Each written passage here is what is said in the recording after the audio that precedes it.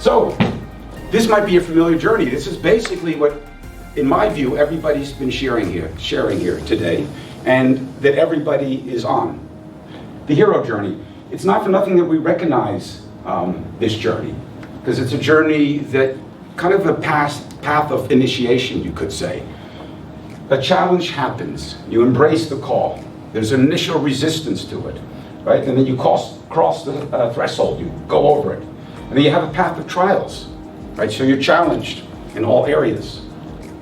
And then there's like this revelation and transformation, and then there's the return, and there's a new beginning. And you could say this is a continuous journey that you're always undertaking, so it's very familiar to us.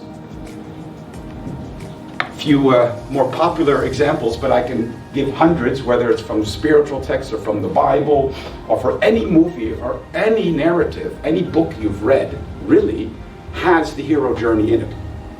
So the Buddha, for example, living in seclusion, the safe seclusion of his palace, where he was only shown well-being and health and wealth. That's what his father wanted to see. He wanted to grow very secure and secluded. And then he ventured out and he saw disease, he saw old age, he saw death, and that was like, boom, awakening to him. So he went on his journey, for those who know the Buddha.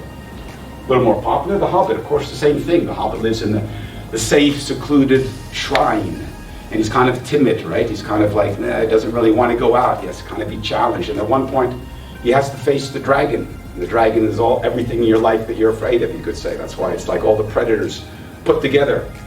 And the dragon, of course, holds the gold, right, at the same time. So there's a reason why we recognize these stories. We can associate ourselves with these stories, because they're in us since the beginning of time. Since we sat around campfires and told stories, they were hero journeys, really, all of them. Name one journey that isn't, if you think about it. Harry Potter, of course, who also they're always kind of the reluctant hero, you could say. And Harry Potter is faced with, Carl Jung also talks about this, the shadow side, the dark side. It's very important to recognize this, otherwise we become weak, and I don't mean that in a negative sense, and also naive. If we don't recognize that we have a dark side in us, you have to be able to tame that, of course. So definitely, where is she there? Yes, love, very important. So love is very important, but and I do believe that love is everything, but at the same time we do have to recognize that there is a dark side in us, and that recognition, otherwise people take advantage of you. If you're aware of the dark side, you're also able to recognize it in other people. So something you have to be aware of, you have to be able to use. When you say no to someone, you're really saying no, and you have to be able to stand your ground. It doesn't mean in a physical way, but you have to be very strong.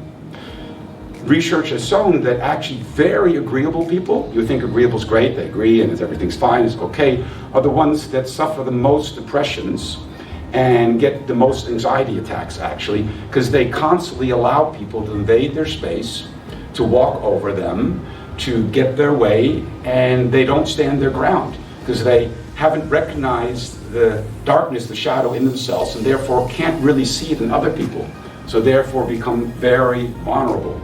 And that's what I like about martial arts.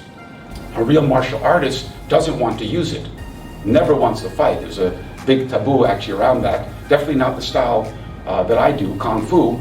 It's about setting boundaries though, and it's about recognizing the potential that you could cause harm. Everyone within them, no matter how loving you feel you are, do have the potential to cause harm, but then it's not using that and only using it for good or for standing your ground. So to me, that's what martial arts brought. And it's nice to know that we're not alone.